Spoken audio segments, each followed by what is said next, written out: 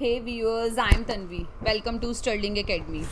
सो आज हम लोग क्लास 10th का इकोनॉमिक्स का third chapter money and credit, इसके एनसीईआरटी के क्वेश्चन आंसर्स डिस्कस करेंगे। बट इसको डिस्कस करने से पहले आप मेरे चैनल को लाइक, शेयर, सब्सक्राइब करना ना भूलिएगा। इसकी बाकी की चैप्टर की जो वीडियोस हैं उसको आप डिस्क्रिप्शन बॉक्स में मैंने लिंक सेंड किए हैं, उस पर क्लिक करके भी वीडियोस देख सकते हैं। मैं बहुत इजी लैंग्वेज में आपके लिए क्वेश्चन लेकर आती हूँ।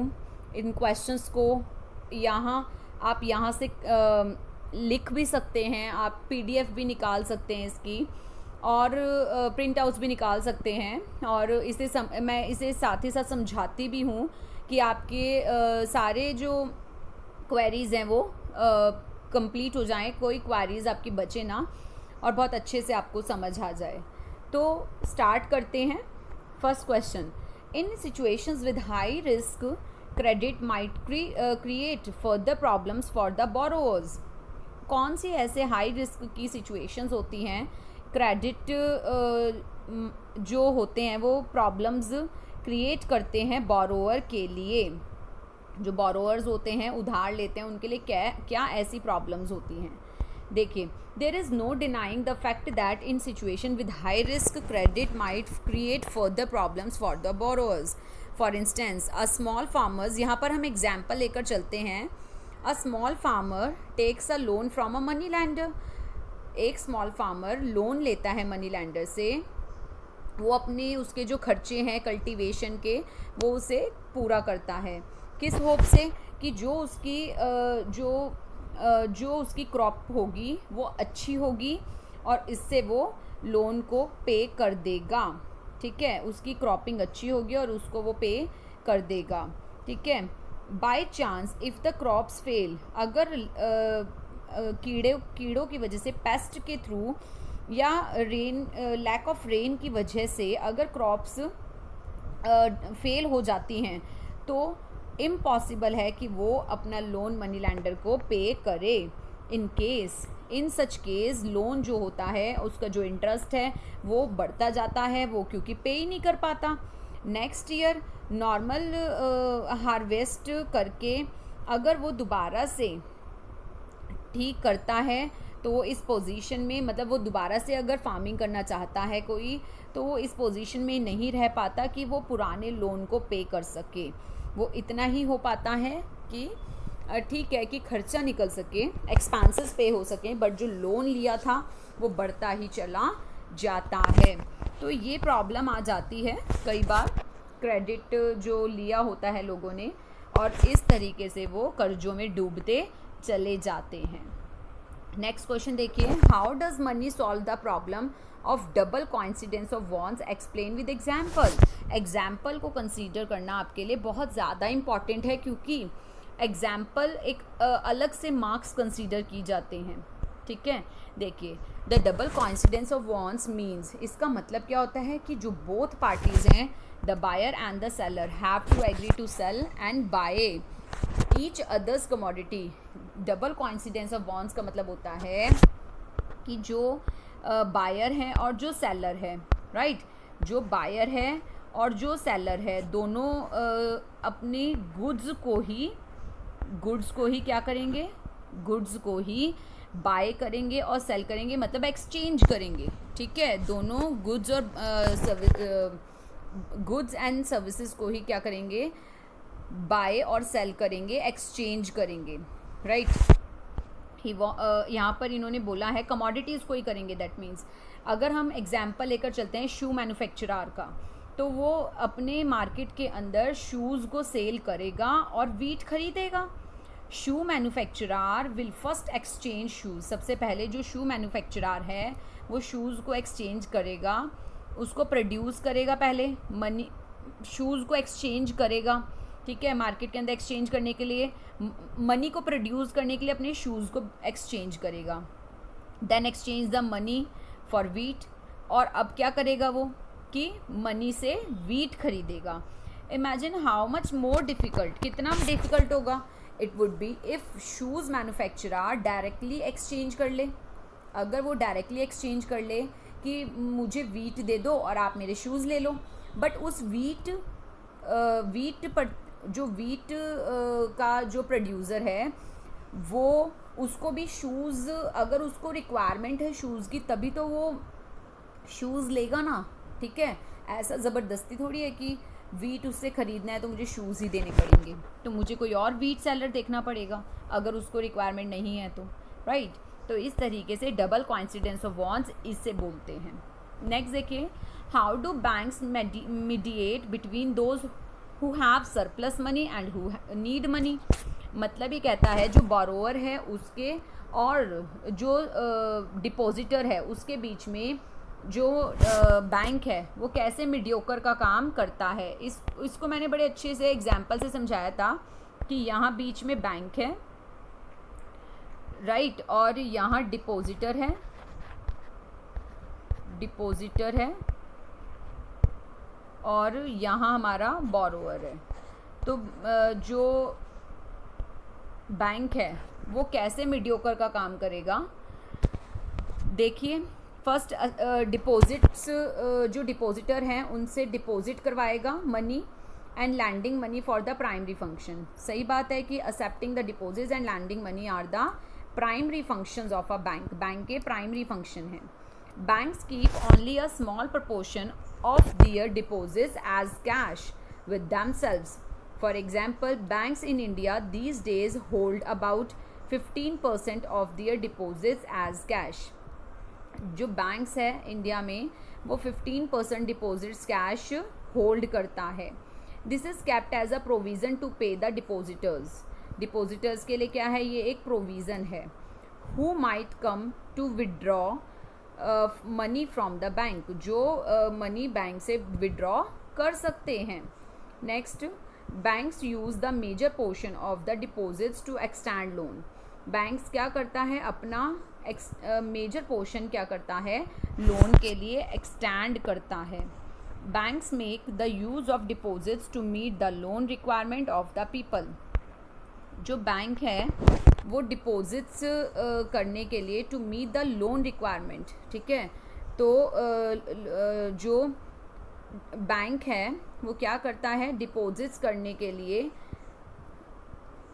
लोन, जो डिपॉजिट्स है लोगों की डिपॉजिट्स हैं उनको यूज़ करता है और जिन लोगों को लोन की रिक्वायरमेंट होती है उन्हें दे देता है। In this way bank mediator का काम करता है।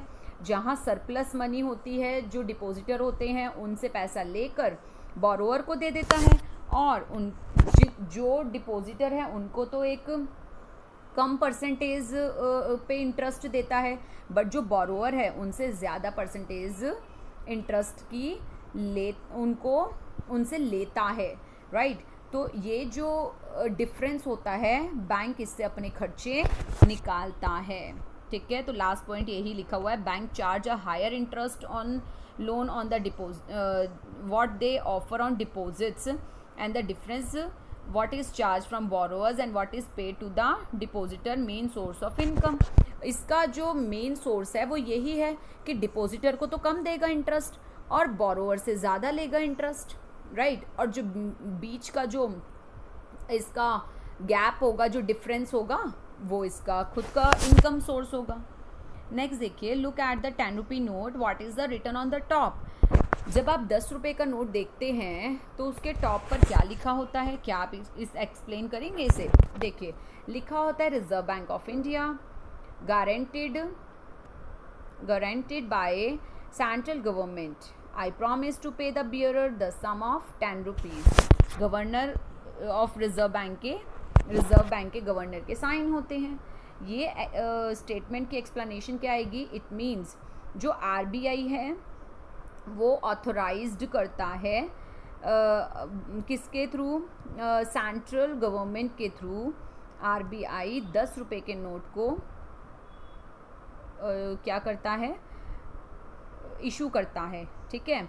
और बैंक के गवर्नर के साइन होते हैं जो उस पर लिखा होता है कि वो प्रॉमिस करता है कि वो 10 रुपये किसी को भी पे कर रहा है। Without this authority given by, अगर ये अथॉरिटी नहीं होती तो जो सेंट्रल गवर्नमेंट की अगर ये अथॉरिटी नहीं होती, the 10 rupees note is mere a piece of paper. अगर सेंट्रल गवर्नमेंट की अथॉरिटी नहीं है, उस पर गवर्नर के साइन नहीं है, ठीक है, तो ये जो 10 रुपये का नोट है ये 10 रुपये का नहीं रहेगा, ये एक कागज़ का टुकड़ा रहेगा, राइट। तो इसका मतलब ये है कि लीगल जो हमारी सेंट्रल गवर्नमेंट इसको अथॉराइज्ड करती है, ये एक लीगल करेंसी मानी जाती है। नेक्स्ट देखिए, why do we need to expand the formal source of credit in India.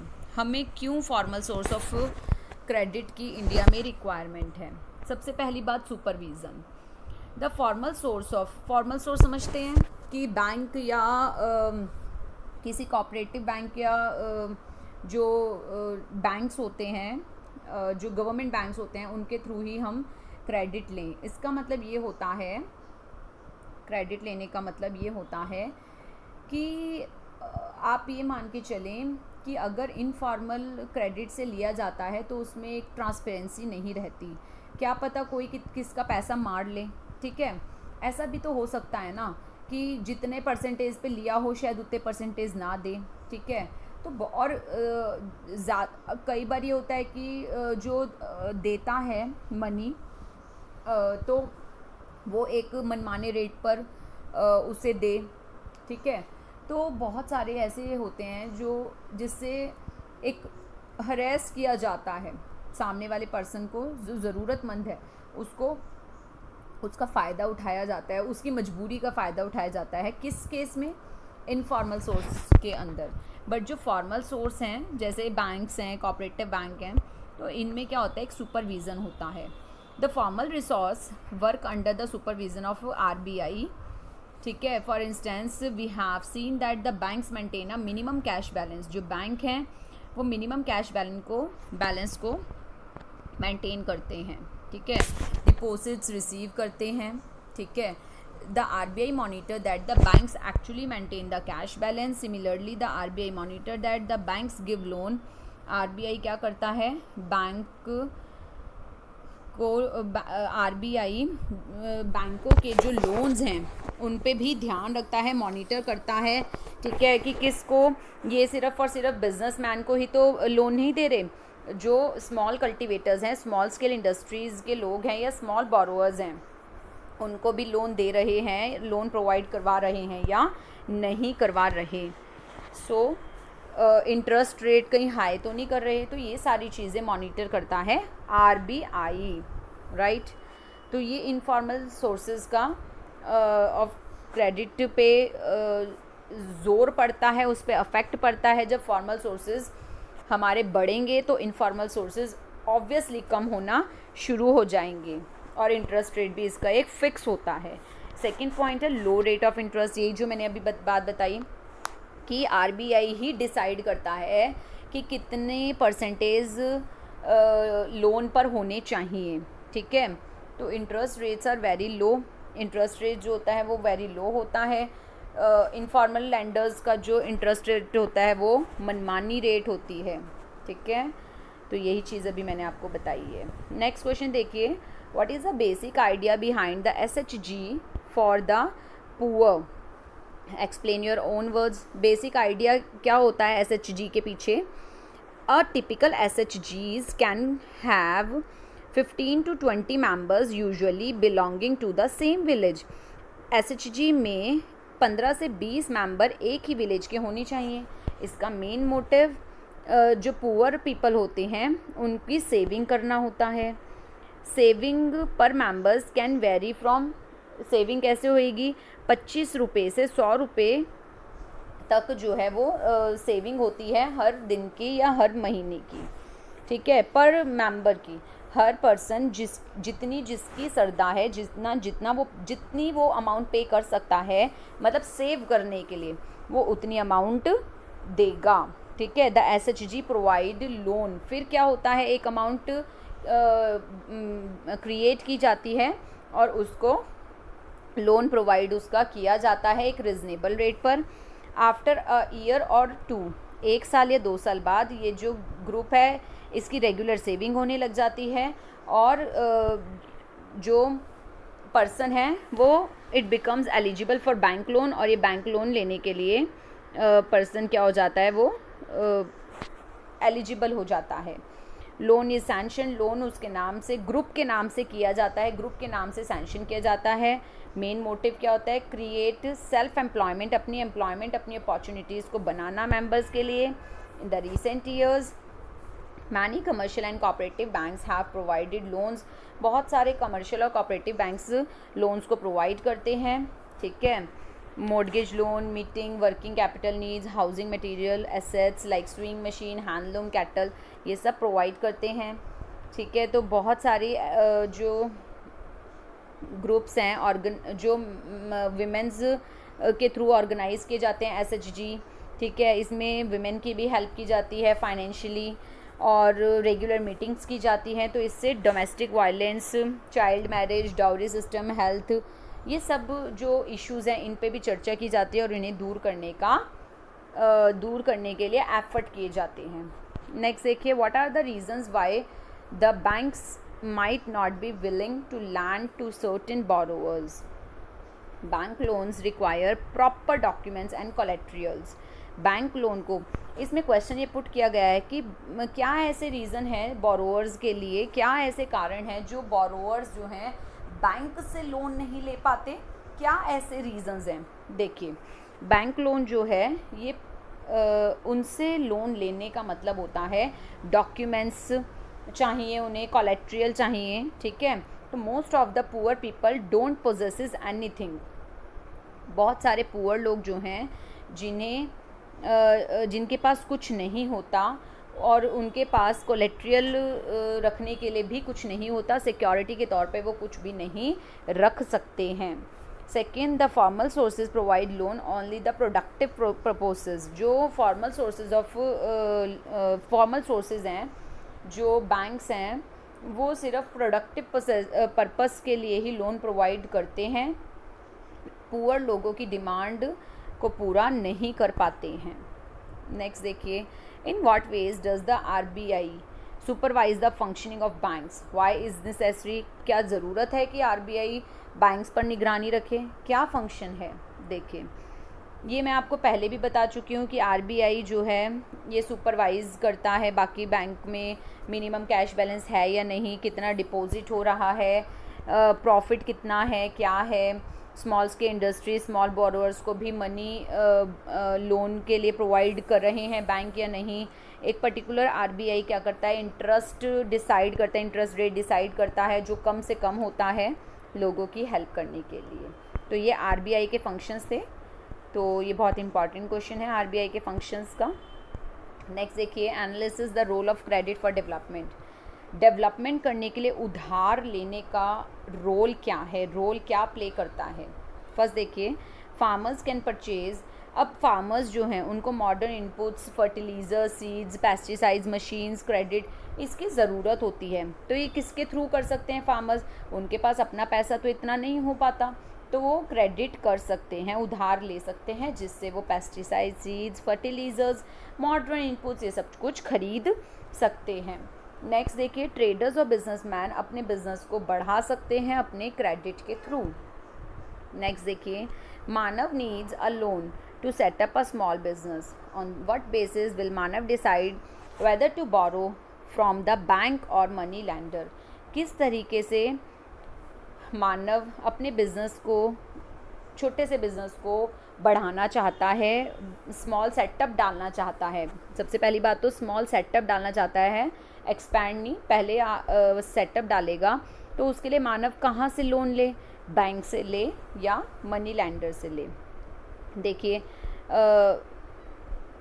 Rate of interest, उसको क्या क्या चीज़ें करनी पड़ती हैं। देखिए, rate of interest, amount required, time period, procedure to obtain the loan and the term and condition of loan, तो ये सारी चीज़ों की रिक्वायरमेंट होती है। नेक्स्ट देखिए, in India about 80% of the farmers are small farmers who need credit for cultivation. 80% farmers जो हैं स्मॉल फार्मर्स हैं, अब कल्टिवेशन के लिए कैसे उधार लेंगे। First point, why might banks be unwilling to lend to small farmers, क्यों बैंक अनविलिंग क्यों बैंक उन्हें लोन नहीं दे पाता स्मॉल फार्मर्स को? देखिए इसका आंसर, बैंक्स जो है वो स्मॉल फार्मर्स को नहीं दे पाता। क्यों? क्योंकि उनके पास इनकम के लिए प्रूफ नहीं है कि वो इनकम अगर उनकी होगी तो इनकम अगर होगी तो वो पे भी कर पाएंगे, इनकम भी होगी तो। Small farmers can not give any proof of their income, अपनी इनकम का कोई प्रूफ नहीं दे सकता small farmer. Second, they are not able to offer anything as guarantee, guarantee के तौर पर कुछ पैसे भी, कुछ कोलेटरल सिक्योरिटी कुछ नहीं रख सकता स्मॉल फार्मर तो। ठीक है, नेक्स्ट देखिए, nobody comes forward to stand as surety for the small farmers. आगे का कैसे दिख रहा है, क्या है, स्मॉल फार्मर्स उसकी श्योरिटी नहीं दे सकता और उसकी गारंटी भी कोई नहीं ले सकता। Second point, from whom do these small farmer usually borrow, कहाँ से स्मॉल फार्मर यूजुअली बोरो करता है? वो क्या करता है, मनी लैंडर से या ट्रेडर से जो मनी है वो बोरो करता है। ठीक है, सीड्स को सप्लाई करेगा, उसके अदर रिक्वायरमेंट्स वगैरह की जो सप्लाई है वो मनी लैंडर से या ट्रेडर से ही कर पाता है, क्योंकि बैंक से तो वो लोन नहीं ले पा रहा। थर्ड देखिए, एक्सप्लेन विद एन एग्जाम्पल। और फोर्थ क्या आएगा, suggest some ways which small farmers can get cheap credit. यहाँ पे 1111 नहीं है, स्मॉल है, डबल एल। देखिए आंसर, थर्ड में हम एग्जाम्पल से बताएंगे। If the farmer borrows from either a money lender or a local trader, farmer जो है मनी जो बोरो करता है मनी लैंडर से या लोकल ट्रेडर से, उसको लॉस होता है हमेशा। क्यों? क्योंकि हाई रेट ऑफ इंटरेस्ट उसे पे करना पड़ता है। देखिए लिखा हुआ है। ठीक है, उसके बाद फोर्थ आता है, small farmers can get to keep loan from their own cooperative which lend loans to its members at the cheap rate. ठीक है, ताकि जो कोऑपरेटिव बैंक है उसे चीप रेट पर प्रोवाइड कर सके। नेक्स्ट आपके फिलिंग द ब्लैंक्स आते हैं जो आप कर सकते हैं। उसके बाद चूज़ द करेक्ट आंसर है। इसमें आपको आपको मैंने MCQs हैं 2 जो आप ये भी कर सकते हैं, बहुत इजी हैं और क्वेश्चंस और चैप्टर्स आपने बहुत अच्छे से ये पढ़े हैं। सो आज के लिए व्यूअर्स इतना ही। मेरे चैनल को लाइक, शेयर, सब्सक्राइब करना ना भूलिएगा। बहुत इजी क्वेश्चन आंसर्स मैं आपके लिए लेकर आती हूँ, जहाँ जो आप यहाँ से आपको क्रैमिंग करने की बिल्कुल रिक्वायरमेंट नहीं है। आपको मैं साथ ही साथ समझाती भी हूँ और बिल्कुल NCERT की लैंग्वेज है ये आपकी। और इसकी जो वीडियोस हैं अगर आप वो एक बार देख लेंगे तो आपको ऐसा लगेगा कि मैंने वीडियो से ही बिल्कुल अपनी ओन लैंग्वेज में इसको बहुत अच्छे से लिखा है और बहुत छोटे क्वेश्चंस बनाने की कोशिश की है। तो प्लीज़ इसको अच्छे से देखिएगा, समझिएगा, क्योंकि और अगर वीडियोस भी देखना चाहते हैं तो डिस्क्रिप्शन बॉक्स पे में लिंक पे क्लिक करके आप इसकी वीडियोस भी देख सकते हैं। अदरवाइज़ चैनल पे जाइए और वहाँ पर प्लेलिस्ट में जाकर भी आप क्लिक कर सकते हैं। सो नेक्स्ट लेक्चर में मिलेंगे, जल्दी मिलेंगे। सब्सक्राइब ज़रूर करिएगा। Bye bye, thank you.